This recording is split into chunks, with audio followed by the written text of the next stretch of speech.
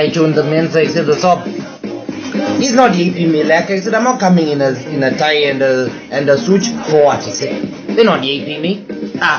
Told them, show them. Are we rolling? He said, "What's wrong with you, you stupid? What's wrong with you? What's wrong with you, you stupid?" Good afternoon.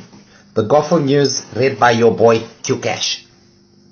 In early news, the Happy Clappers, also referred to as the Real Christian Goffals, RCG, have bemoaned the high rate of cussing and unnecessary swearing within and around the community. This has led to the petitioning of some of our greatest engineers, mechanics and auto boys to go ahead with the "You Won't Swear Again" car. Out of the realization that swear jars were filling up at alarming rates and the money was being used to buy dope on weekends, thereby defeating its purpose, as the Fs would now fly once again during drinking. Yeah, F what? F you. Yeah. James Hewitt, a local car specialist, has finished building the first prototype device to be installed in all Goffal Mensa's vehicles.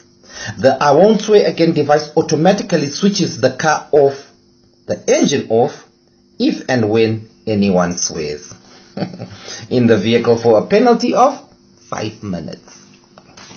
And should swearing reoccur during the same journey, a new penalty of 10 minutes will be enforced. So the more you swear, the more you anchor.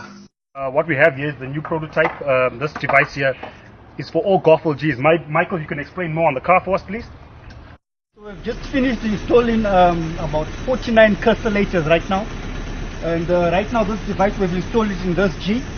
So what we want to do right now, because this customizer basically, if a Goffal owner begins to swear in the G automatically switches off.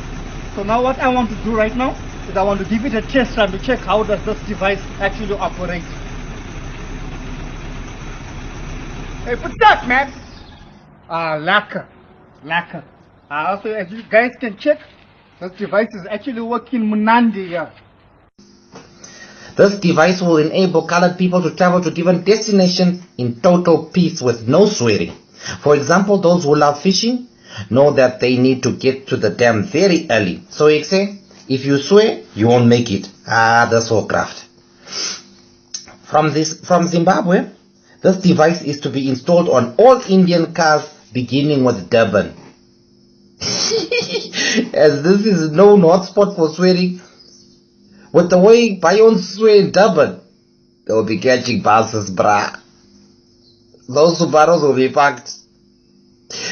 And in international news, the GGFG, Goffal's Gone for Good, and the Makaradi Anenaro, the ones that wear flags and do politics what, have strongly condemned the arrest and detention of a former Blaweyo Zimbo, now residing in Calgary, Canada, for public disorder.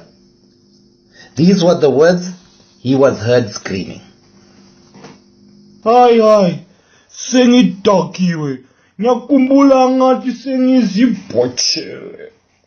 Nginceda ukudakwa sengisesigodini. Suka nini mani?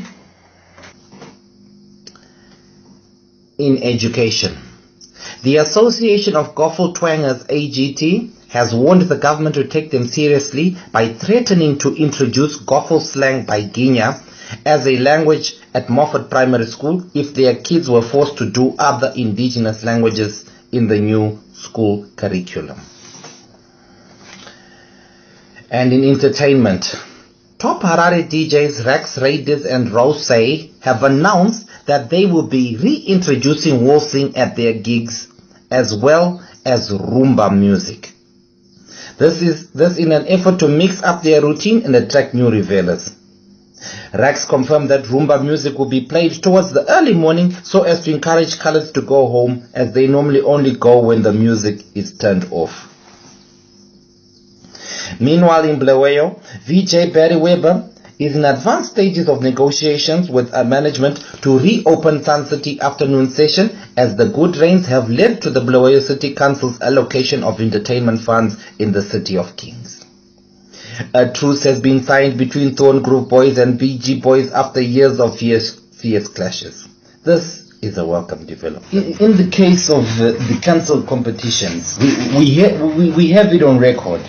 What actually transpired is that the National Coloured Kranko Association, they agreed agreed their terms with the Africans Kranko Association, and they had set out a date for competition. But what happened is that they did not manage in that time to put anything in writing, and in fact a date was not agreed on per se, but a time frame was given. So what the Coloured Kranko Association did, they sent a Sydney was sent to the African Kranko Association just to go and confirm if the games were still on, if the drinking competition was still on. And then what happened is that when Sydney got there, he came at the time that the African Association was mixing and brewing their illicit brew for the competition.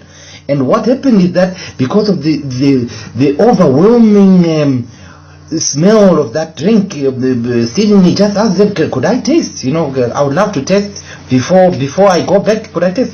So what Sydney ended up doing, he ended up drinking a whole 20 liters that had been prepared for the competition by the African Association, and they were shocked.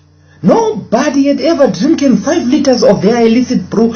They asked Sydney. Sydney even had the audacity to say, this is nice, this is good. Where is the main one? Where is the main one? After drinking their main drink, they asked him, they said, my friend, are you the captain of the Coloured Kranko Association, or you must be one of their best competitors? Sydney said, no, I'm not even taking part. I never qualified. I didn't even qualify.